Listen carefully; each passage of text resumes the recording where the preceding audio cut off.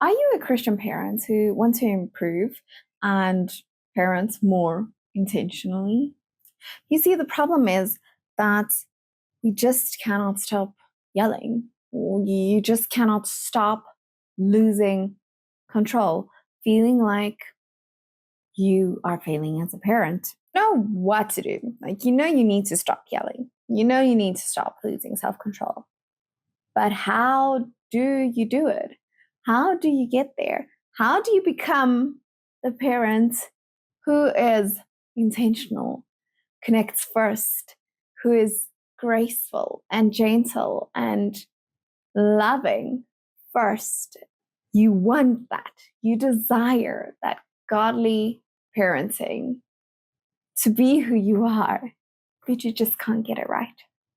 Welcome back, fam. I'm Bianca, one of the bosses. If you're new here, we create videos on how to live set apart and change your mindset in the way you live that is in line with Jesus, focusing a little bit deeper into intentional parenting and connected marriages along with my life.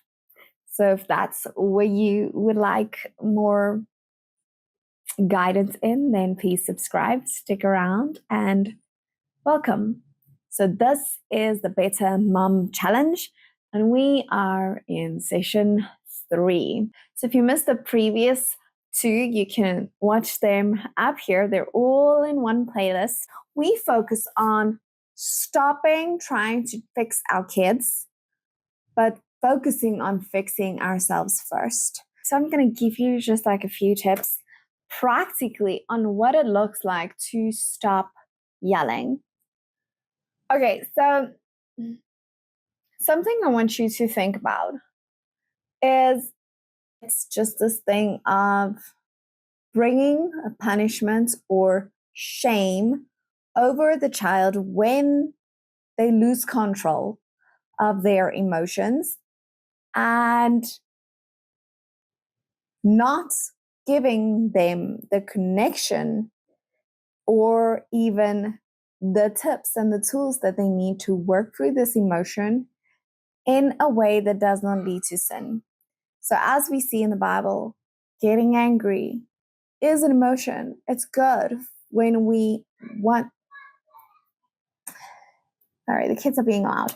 Anyway, so we see this thing of not being learned tools of how to take anger and be angry righteously and not knowing how to move through it and find peace on the other side and move on. And now we sit as millennial parents stuck. And we want to be an example to our children of not yelling and not losing control, but we don't know how. We don't know what to do when we feel that fire like igniting and burning for us, when you want to shout and scream and smack and pull around or slam the door. What do you do in that instant? Because we as millennials are stuck because we were never taught that. And if you expect your child to not slam the door or not to do this, not to shout at you, are you setting that example? Because it's definitely something that I need to work on constantly. And I'm 99% sure that you need to work on it as well, because it's a very popular thing, especially in our generation of parents, where we just don't know how to have self-control. We don't know how to set an example. That is the problem. So let's look at the first sets of ideas of what you could try. I'm going to give you 3 different types of ideas. I'm going to give you like mindset, then I'm going to give you psychological tips and more physical things, if I can put it that way. Okay, so before we jump into the few tips this video is not going to be long. Before we jump into the few tips, I want you to think about why. Why do we as parents want to not yell? Why do we feel this urge to not yell? Why do we feel guilty? And why are we trying to stop it? First of all, the Bible says, I'm going to put it on the screen, but the Bible says, fathers, do not provoke your children to anger. And I do believe that that is for mothers as well. Fathers just have this like natural need to tease and to tease too much. Parents, mothers, do not provoke your children to anger. Then we can also look at Galatians 5 and see the fruits of the Spirit. What is the fruit of the Spirit? Love, joy, peace. Moving on, gentleness. What else? Patience. What else? Self-control. Okay, so if you have the Spirit inside of you, these are the things that you should carry to be different than the world in your parenting, to actually parent intentionally. And you need to connect with your child first. But how do I connect when I want to explode? How am I supposed to calm my child or love my child and be gentle with my child when all I want to do is like shake them and wake them up? Or the first thing that comes to mind for me is my tongue. The tongue is a sword. It can break down. It can bring death and destruction, or it can build up. So Proverbs 15 verse 1 says, a gentle answer turns away wrath, but a harsh word stirs up anger. There we go. Okay, so we see that we need to be gentle. And is yelling gentle? No. Is losing control gentle? Absolutely not. Is it godly and Christ-like to lose control? Definitely not. Is it okay to be angry? Yes. But how are you being angry? So if we look at mindset, a few things that we can do is change the way we think, okay? I don't want this video to be too long, so I'm going to just like go through them. Change the way we think. This is going to take practice. Everything that I'm going to give you today is going to take practice. It's not going to fix it overnight. I'm still practicing on it, and I've been working at this for a few years now. So the first thing in mindset, so instead of saying, why are you doing this to me? Thinking, this child is not doing it to me. This child is acting age appropriately. Why are you always being disrespectful? Am I modeling someone who deserves respect right now? Why are you never listening to me? Did I say no too many times today and this child is just trying to gain control back? Have I given yes opportunities today? And have I connected with the child and made them feel loved and wanted and desired and given them the attention that they needed today? Now, I'm not going to say your child is never wrong. However, so many times it's the parents' fault of how this is escalating, like how the sin escalates.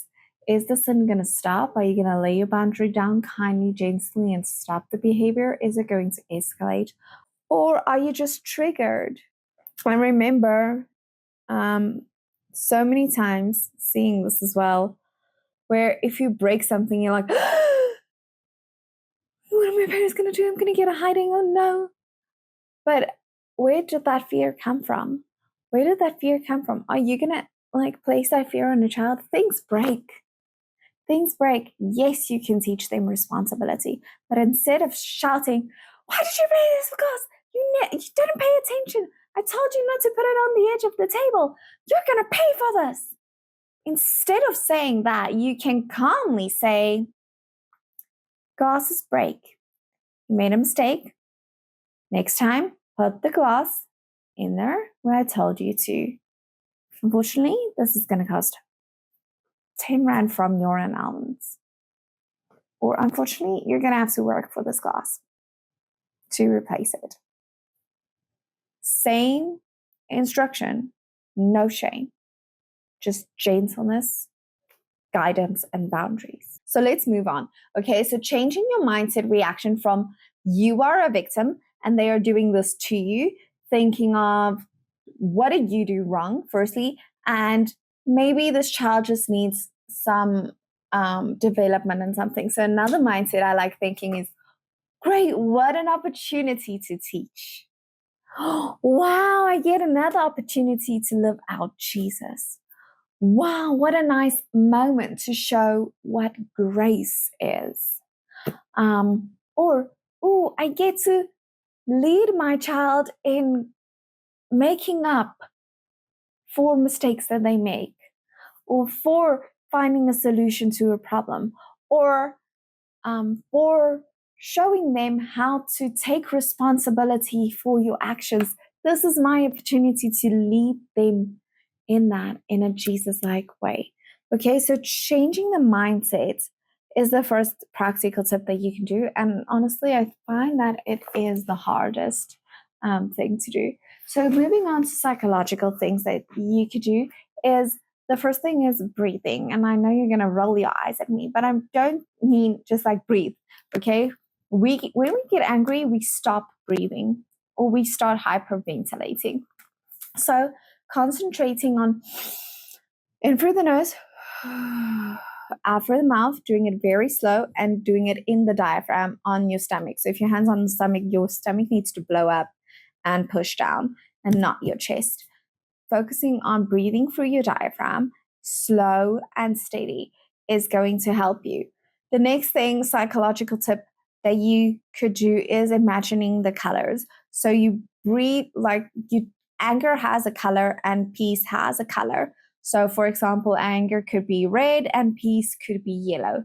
And then you can, you close your eyes, and when you do your breathing, this is especially helpful in public, like when you're in a shop and you can't really do anything practical wise. This is something that you can do. So breathing in like the red and blowing out red, then breathing in yellow. Like I want the peace. I breathe in yellow, and then when I blow out, it's like orange. And then you breathe in more yellow, and it's lighter orange. You breathe in more yellow until the color turns into yellow when it comes out, and your whole body will relax. Your whole mind will relax. Also, talking to yourself.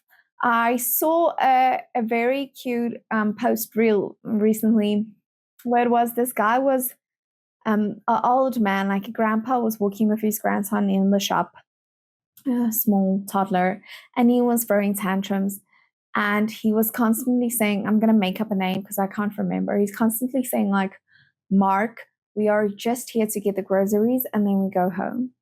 And like, Mark, we are almost done. Just pay and go home. Like, Mark, just breathe. We're almost done. You can do this, even if it's hard. And saying those things. And then like the mother who, another mom, the person who posted it, went to him like, you were so patient with your grandson. I heard you speaking to him. Well done. And he's like, the boy's name is Tom. I am Mark. I was calming myself down. That was like, wow, yes, yes, yes, yes. We need to focus on speaking to ourselves and saying, yes, this is hard, but I can do it. I can last 1 minute longer than you. I can be. I want you to say this the next time you get mad. I am the mother and I set the tone. You're going to say that out loud. I am the mother and I set the tone. Meaning you're going to set the tone of shouting, or you're going to set the tone of going down to your child's level and connecting and calming down and working through whatever the problem is. Making sure that you get out of that brain overwhelm. I really recommend watching my video on how to stop overwhelm. And there was another one. I'll put them here and in the description. I really recommend you watching them if like you need more mindsets and more psychological tips and tricks. Moving on to the practical tips and tricks, which everyone is here for. The practical ways of what you can do is, I want you to first off know, for any emotion to work through, it takes 90 seconds. So for that extreme urge of rage to work through your or your child's body, it takes 90 seconds. So you need to control yourself for 90 seconds, and the emotion will start to dissipate, and it will become easier to control. So the first 90 seconds is the most crucial part, right? So few things that you can do is to not yell, literally bite your tongue. Bite your tongue, hold your tongue. The Bible says hold your tongue.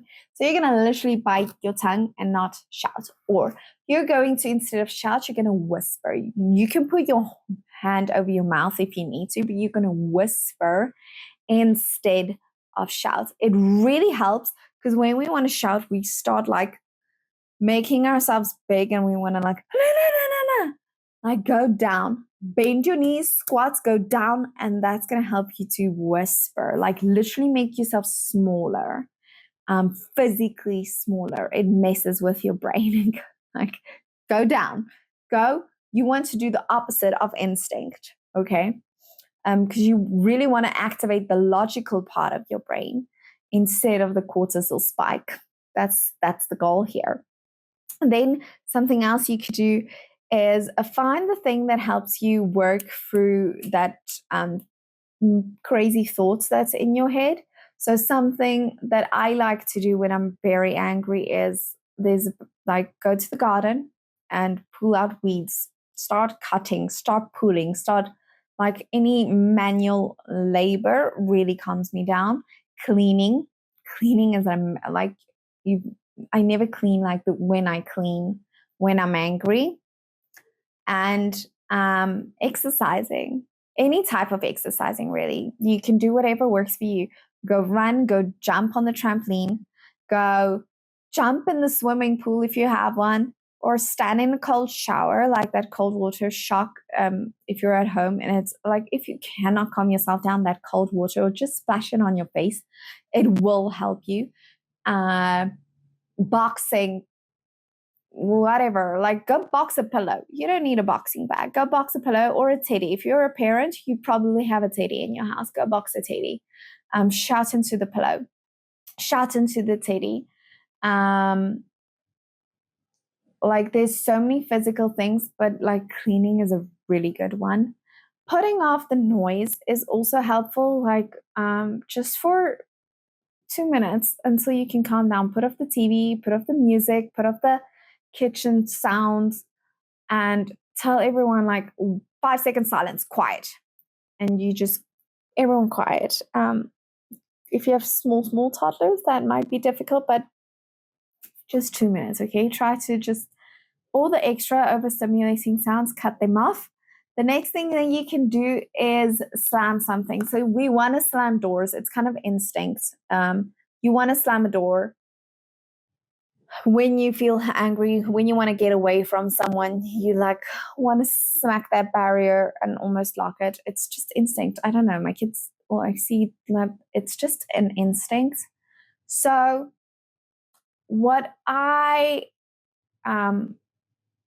wouldn't say I allow slam doors, but I don't make a big scene out of it, because sometimes I need to do it. But not hitting the door is kind of important, because then you put a hole in it, okay?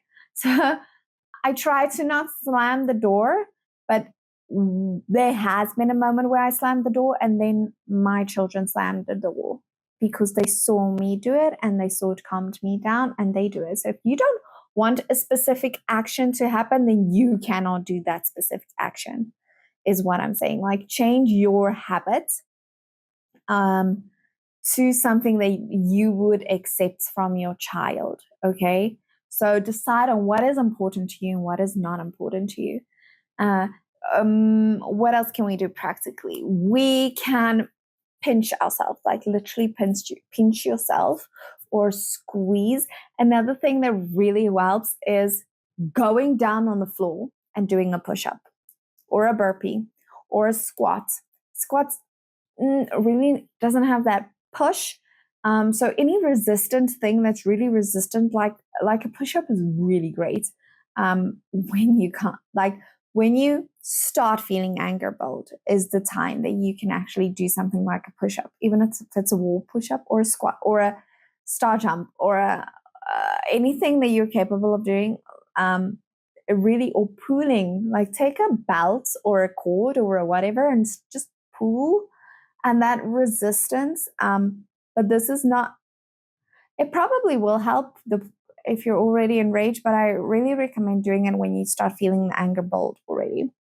Like getting something like that, and then remembering that you do not want to shame or punish your child for being angry, because they need to feel safe to feel emotions in front of you. You need to be their safe space in every single emotion, and not love them less because of it, but guide them and help them to feel safe, and like work out the hard problem later. If they did sin, work on that later when everyone is calm. Focus on calming the emotions first, because the brain flooded with emotional chemicals cannot think clearly and logically, and cannot show grace and kindness and gentleness. So calm yourself down, calm your child down first, and then do the discipline gently and calmly, is what I recommend. And to then not yell. Okay, if you're in the car, sometimes just putting the music louder helps, or putting all the windows down so the wind blows in. That kind of helps. If you're in a shop, sometimes you just need to pack up and go and leave and go home.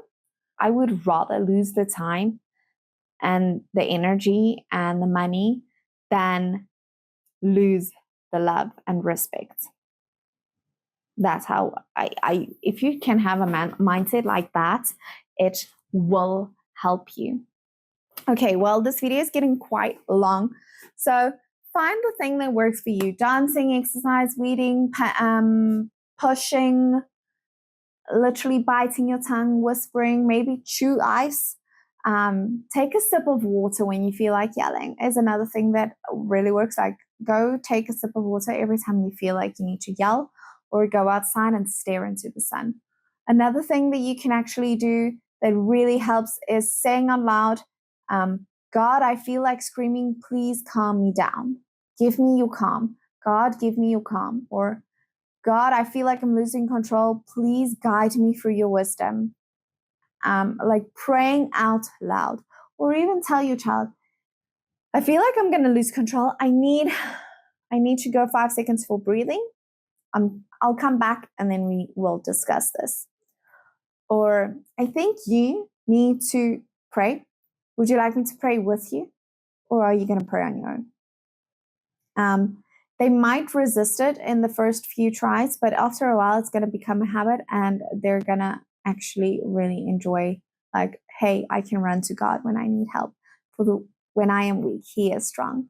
And modeling that we are weak too, and we need Jesus too. And that is going to help them also, again, feel safer and more secure around you if you can be honest and truthful about that.